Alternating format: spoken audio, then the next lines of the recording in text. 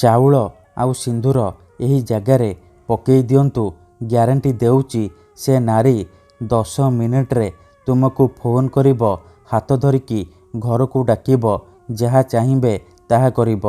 ହଁ ଫ୍ରେଣ୍ଡସ୍, ଆଜିର ଏହି ଭିଡ଼ିଓଟିରେ ମୁଁ ଆପଣଙ୍କୁ ଶିଖେଇବି ଅରୁଆ ଚାଉଳ ଆଉ ଲାଲ ସିନ୍ଦୁରର ସାହାଯ୍ୟରେ ଝିଅ ପଟେଇବା ପାଇଁ ବଶୀକରଣ ବିଦ୍ୟା, ନାରୀ ମୋହିନୀ ବଶୀକରଣ ବିଦ୍ୟା, ଯାହାର ପ୍ରୟୋଗରେ ଆପଣ ସୁନ୍ଦରୀରୁ ସୁନ୍ଦରୀ ଝିଅକୁ ମୁହୂର୍ତ୍ତକ ଭିତରେ ପଟେଇ ପାରିବେ। ସୁନ୍ଦରୀ ପଡ଼ିଶା ଘର ଭାଉଜକୁ ପଟେଇ ପାରିବେ, ତାଠାରୁ ନିଜର ମନ ମୁତାବକ କାମ ହାସଲ କରିପାରିବେ। ହଁ ଫ୍ରେଣ୍ଡସ୍, ଏହି ବଶୀକରଣ ଆପଣଙ୍କୁ ସହଜ ଲାଗିବ, କିନ୍ତୁ ଇଏ ଦୁନିଆର ସବୁଠାରୁ ଶକ୍ତିଶାଳୀ ବଶୀକରଣ। ଆମର ତନ୍ତ୍ରଶାସ୍ତ୍ରରୁ ମୁଁ ଆଜି ଆପଣଙ୍କ ପାଇଁ ଚାଉଳ ଆଉ ଲବଙ୍ଗର ଏମିତି ଏକ ଘରୋଇ ବଶୀକରଣ ନେଇ ଆସିଛି, ଯାହାକୁ ଆପଣ କରିଦେଲେ ସୁନ୍ଦରୀରୁ ସୁନ୍ଦରୀ ଝିଅକୁ ମୁହୂର୍ତ୍ତକ ଭିତରେ ପଟେଇ ପାରିବେ, ପଡ଼ିଶା ଘର ସୁନ୍ଦରୀ ଭାଉଜକୁ ପଟେଇ ପାରିବେ, ତାଠାରୁ ନିଜର ମନ ମୁତାବକ କାମ ହାସଲ କରିପାରିବେ। ଯେଉଁ ଝିଅ ଆପଣଙ୍କୁ ଭାव ଦେଉନଥିଲା, ସେ ଝିଅ ନିଜେ ଆସି ଆପଣଙ୍କୁ ଭଲ ପାଉଛି ବୋଲି କହିବ। ଯେଉଁ ବିବାହିତା ନାରୀ ବା ପଡ଼ିଶା ଘର ଭାଉଜକୁ ଆପଣ ଦିନରାତି ଭାବୁଛନ୍ତି, ତାର ସୁନ୍ଦରତାକୁ ଦେଖି ତା ଆଡ଼କୁ ଆକର୍ଷିତ ହେଉଛନ୍ତି, ସେ ନାରୀ ବା ଭାଉଜ ନିଜେ ଫୋନ୍ କରିବ, ଘରକୁ ଡାକିବ, ଯାହା ଚାହିଁବେ ତାହା କରିବ, ଆପଣଙ୍କର ସବୁ ଇଚ୍ଛା ପୂରଣ କରିବ। କେବଳ ଆପଣଙ୍କୁ ଅଳ୍ପ ଟିକେ ଅରୁଆ ଚାଉଳ ଆଉ ଲାଲ ସିନ୍ଦୁର ଆଣି ଆଜିର ଏହି ବଶୀକରଣ କରିକି ଦେଖନ୍ତୁ, ତାପରେ ଦେଖିବେ ଚମତ୍କାର। ହଁ ଫ୍ରେଣ୍ଡସ୍, ଆପଣ ସମସ୍ତେ ମନେ ମନେ କେଉଁ ନା କେଉଁ ଝିଅ ବା ବିବାହିତା ନାରୀକୁ ଭଲ ପାଉଥିବେ, କିନ୍ତୁ ଯେତେ ଚେଷ୍ଟା କଲେ ମଧ୍ୟ ତାକୁ ପଟେଇ ପାରୁନାହାନ୍ତି, ତାକୁ ନିଜର ମନ କଥା କହିପାରୁନାହାନ୍ତି। ଆଉ ଆପଣ ଚାହୁଁଛନ୍ତି କି ସେ ଝିଅ ବା ନାରୀ ନିଜେ ଆସି ଆପଣଙ୍କୁ ଭଲ ପାଉଛି ବୋଲି କହୁ, ଆପଣଙ୍କର ସବୁ ଇଚ୍ଛା ପୂରଣ କରୁ। ତେବେ ମୋ କଥା ମାନି ମାତ୍ର ଗୋଟିଏ ଥର ଏହି ବଶୀକରଣ କରିକି ଦେଖନ୍ତୁ। ଗ୍ୟାରେଣ୍ଟି ଦେଉଛି ଯେତେ ସୁନ୍ଦରୀ ଝିଅ ହେଇଥାଉ ବା ପଡ଼ିଶା ଘର ଭାଉଜ ଆପଣଙ୍କ ପ୍ରେମରେ ଦିବାନୀ ହେଇଯିବ, ଆପଣଙ୍କର ସବୁ କଥା ମାନିବ, ଆପଣ ତାକୁ ଯାହା କହିବେ, ଯେମିତି କହିବେ ସିଏ କରିବ। ନମସ୍କାର ଫ୍ରେଣ୍ଡସ୍, ଓଡ଼ିଆ ଫଣ୍ଡା ଚ୍ୟାନେଲକୁ ଆପଣମାନଙ୍କୁ ସ୍ୱାଗତ। ଆଜିର ଏହି ଭିଡ଼ିଓଟିରେ ମୁଁ ଆପଣଙ୍କୁ ଶିଖେଇବି ଆପଣ କିପରି ବିନା ମନ୍ତ୍ରତନ୍ତ୍ର କରି, ବିନା କୌଣସି ପଇସା ଖର୍ଚ୍ଚ କରି ଚାଉଳ ଆଉ ସିନ୍ଦୁରର ସାହାଯ୍ୟରେ ସୁନ୍ଦରୀରୁ ସୁନ୍ଦରୀ ଝିଅକୁ ପଟେଇ ପାରିବେ, ତାଠାରୁ ନିଜର ମନ ମୁତାବକ କାମ ହାସଲ କରିପାରିବେ। ଏହି ବଶୀକରଣ ପ୍ରଚଣ୍ଡ ମହାଶକ୍ତିଶାଳୀ ବଶୀକରଣ। ଏହାର ପ୍ରୟୋଗ କେବେ ବି ଖାଲି ଯାଏନି। ଯିଏ ବି ଏହାକୁ କରିଛି 100ରୁ 100% ସଫଳ ହେଇଛି। ତେଣୁ ଯଦି ଆପଣ ଚାଉଳ ଆଉ ଲବଙ୍ଗର ଏହି ବଶୀକରଣ କରିବାକୁ ଚାହୁଁଛନ୍ତି, ସେ ଝିଅ ବା ଭାଉଜକୁ ପଟେଇବାକୁ ଚାହୁଁଛନ୍ତି, ତାଠାରୁ ନିଜର ମନ ମୁତାବକ କାମ ହାସଲ କରିବାକୁ ଚାହୁଁଛନ୍ତି, ତେଣୁ ଭିଡ଼ିଓଟିକୁ ମୂଳରୁ ଶେଷ ପର୍ଯ୍ୟନ୍ତ ପୁରା ଧ୍ୟାନ ସହିତ ଦେଖନ୍ତୁ। ଏହି ବଶୀକରଣ ସାହାଯ୍ୟରେ ହଜାର ହଜାର ଲୋକମାନେ ଲାଭବାନ ହେଇଛନ୍ତି। ଆଶା ଛାଡ଼ି ଦେଇଥିବା ଲୋକ ମଧ୍ୟ ନିଜ ପ୍ରେମକୁ ଫେରି ପାଇଛି। ଏହି ବଶୀକରଣ ସାହାଯ୍ୟରେ ଆପଣ ବର୍ଷ ବର୍ଷ ଧରି ଭାଙ୍ଗି ଯାଇଥିବା ପୁରୁଣା ପ୍ରେମକୁ ମଧ୍ୟ ଫେରାଇ ଆଣିପାରିବେ। ଶାଶୁ, ନଣନ୍ଦ, ଦିଅର, ଭାଉଜ କାହାକୁ ବି ନିଜ ବଶରେ କରି ତାଠାରୁ ନିଜର ମନ ଚାହୁଁଥିବା କାମ ହାସଲ କରିପାରିବେ। ଠିକ୍ ଅଛି, କେଉଁ ବି ପୁଅ ବା ଝିଅ ଏହି ବଶୀକରଣ ଅତି ସହଜରେ କରିପାରିବେ। ନିଜ ଘରେ ବସି ବସି ନିଜ ପସନ୍ଦର ସୁନ୍ଦରୀରୁ ସୁନ୍ଦରୀ ଝିଅ ବା ପୁଅକୁ ପଟେଇ ପାରିବେ। ତେବେ ଏହି ବଶୀକରଣ ଆପଣ କିପରି କରିବେ, କେମିତି କରିବେ, ଏହାର ପ୍ରୟୋଗ ବିଧି କ'ଣ, ଚାଉଳ ଆଉ ସିନ୍ଦୁରରେ ଆପଣ କିପରି ଝିଅ ପଟେଇବେ, ମୁଁ ଆପଣଙ୍କୁ ଶିଖେଇବି। ସମ୍ପୂର୍ଣ୍ଣ ପ୍ରୟୋଗ ବିଧି ଠିକ୍ ଭାବରେ ଶିଖେଇବି।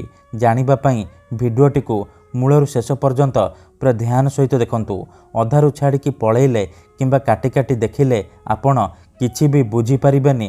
ପରେ ଆପଣ କହିବେ, ଗୁରୁଜୀ ଆପଣଙ୍କର ବଶୀକରଣ କାମ କରୁନି।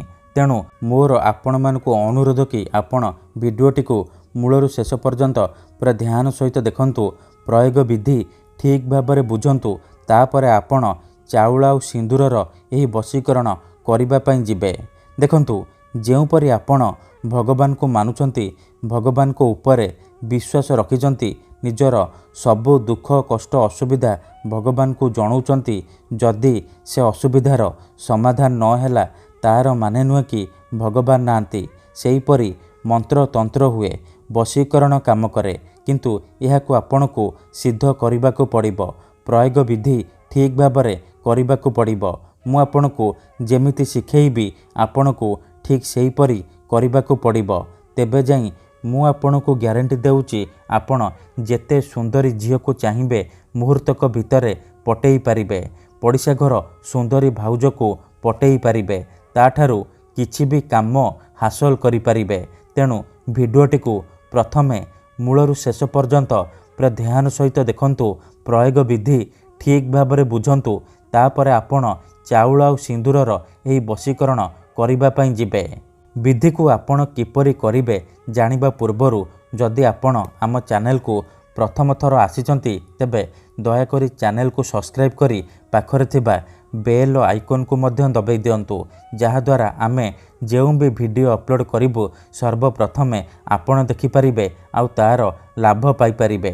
ତେବେ ଚାଲନ୍ତୁ ଜାଣିବା ଏହି ବଶୀକରଣ ଆପଣ କିପରି କରିବେ। ମନେ ରଖନ୍ତୁ, ଏହି ବଶୀକରଣ ବିଧିକୁ ଆପଣ କେବଳ ମଙ୍ଗଳବାର କିମ୍ବା ଶନିବାର ଦିନ କରିପାରିବେ। ରାତିରେ ଶୋଇବା ପୂର୍ବରୁ କରିବେ। ବିଧିକୁ କରିବା ପୂର୍ବରୁ ଭଲ ଭାବରେ ହାତ ଗୋଡ଼ ଧୋଇକି ଏହି ବଶୀକରଣ ଆରମ୍ଭ କରିବେ। ପ୍ରଥମେ ଆପଣ କ'ଣ କରିବେ, ଯେତେବେଳେ ରାତିରେ ଶୋଇବା ପାଇଁ ଯିବେ ଅଳ୍ପ ଟିକେ ଅରୁଆ ଚାଉଳ ଆଣିବେ ଆଉ ଲାଲ ସିନ୍ଦୁର ଆଣିବେ। ତାପରେ ନାଲି ରଙ୍ଗର ଆସନ ପକେଇକି କୌଣସି ଏକ ଜାଗାରେ ଚୁପଚାପ ବସି ପଡ଼ିବେ। ଧ୍ୟାନ ରଖିବେ ଯେଉଁଠାରେ ଆପଣଙ୍କୁ କେହି ଦେଖିବେନି କିମ୍ବା ଡାକିବେନି। ତାପରେ ଚାଉଳ ଆଉ ସିନ୍ଦୁର ଯେଉଁ ଆଣିଛନ୍ତି ସେ ଚାଉଳ ଆଉ ସିନ୍ଦୁରକୁ ହାତରେ ମିଶାଇବେ। ଧ୍ୟାନ ସହିତ ଶୁଣନ୍ତୁ, ମୁଁ ଆପଣଙ୍କୁ ଯେମିତି କହୁଛି ଆପଣ ଠିକ୍ ସେହିପରି କରିବେ। କିଛି ବି ଭୁଲ ଭାଲ କରିବେନି, ନହେଲେ ଆପଣଙ୍କର ବଶୀକରଣ କାମ କରିବନି। ପରେ ଆପଣ କହିବେ ଗୁରୁଜୀ ଆପଣଙ୍କର ବଶୀକରଣ କାମ କରୁନି। ଦେଖନ୍ତୁ, ଚାଉଳ ଆଉ ସିନ୍ଦୁରକୁ ହାତରେ ମିଶାଇବେ। ମିଶାଇବା ସମୟରେ ଆପଣ ସେଇ ଝିଅ ବା ନାରୀକୁ ମନେ ମନେ ଭାବୁଥିବେ, ତା'ର ମୁହଁକୁ ନିଜ ମନରେ ଭାବୁଥିବେ। ତାପରେ ମୁଁ ଆପଣଙ୍କୁ ଗୋଟିଏ ବଶୀକରଣ ମନ୍ତ୍ର କହୁଛି।